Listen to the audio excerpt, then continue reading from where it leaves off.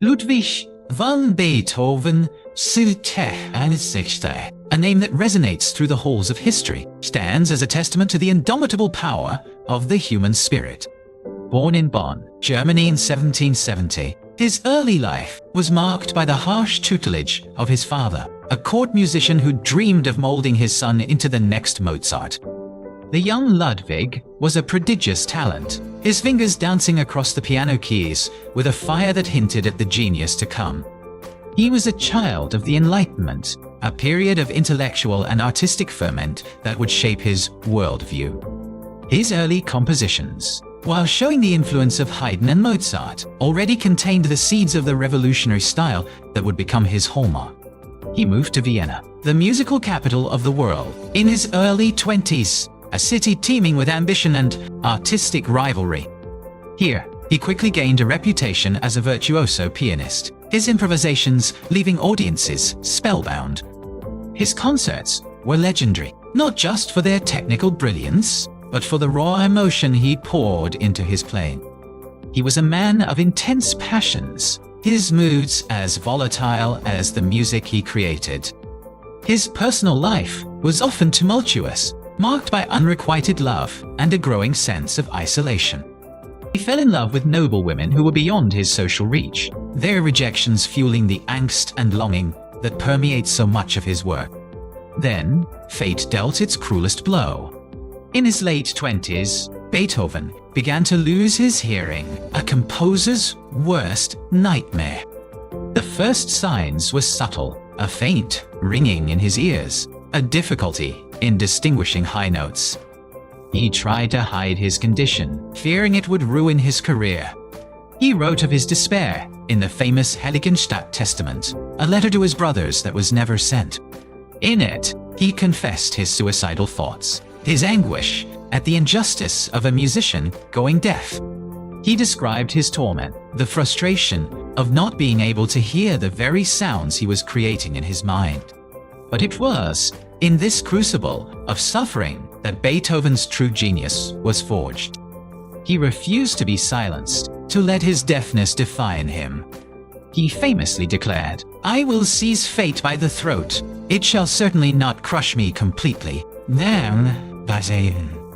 This defiance became the central theme of his life and his music.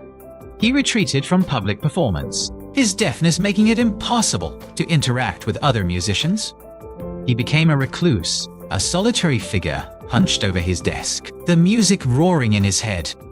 This period of isolation gave birth to his most groundbreaking works, the compositions that would forever change the course of Western music. His Symphony No. 3, the Eroica, was a revolutionary work, a symphony of unprecedented scale and emotional depth. Originally dedicated to Napoleon Bonaparte, Beethoven angrily scratched out the dedication when Napoleon declared himself emperor, a betrayal of the revolutionary ideals Beethoven held so dear. The symphony is a journey from struggle to triumph, a musical embodiment of the heroic spirit. His Symphony No. 5, with its iconic four-note opening motif, is perhaps the most famous piece of classical music ever written. It is a relentless depiction of struggle against fate, the opening notes like fate knocking at the door.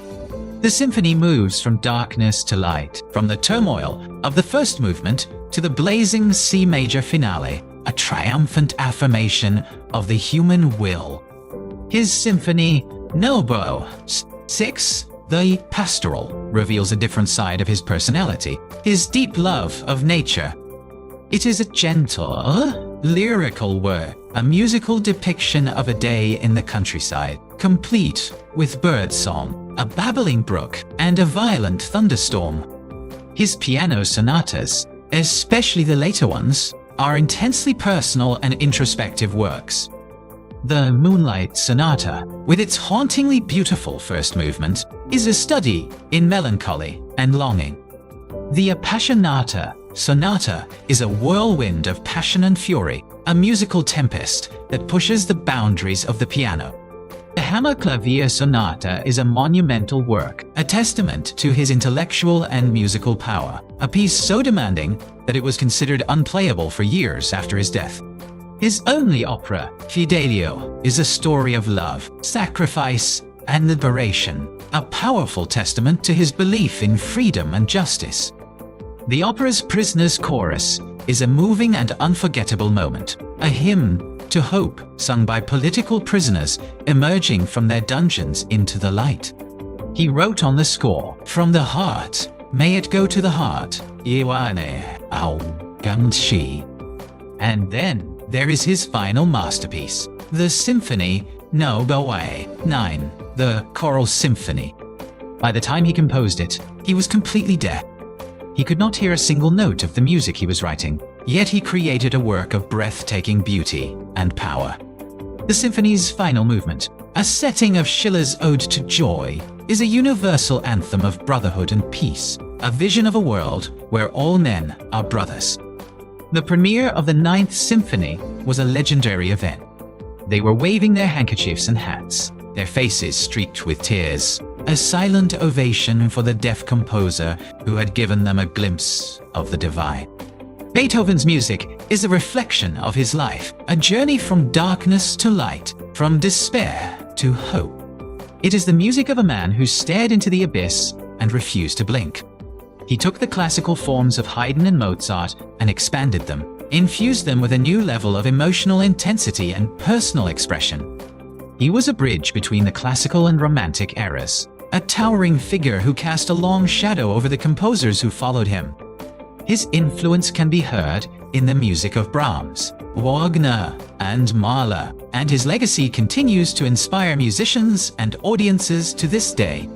He died in 1827, during a violent thunderstorm, a fitting end for a man whose life had been so full of drama and passion. His funeral was a major public event, a testament to the esteem in which he was held by the people of Vienna. He was a complex and often difficult man, but his music speaks to the deepest parts of our shared humanity.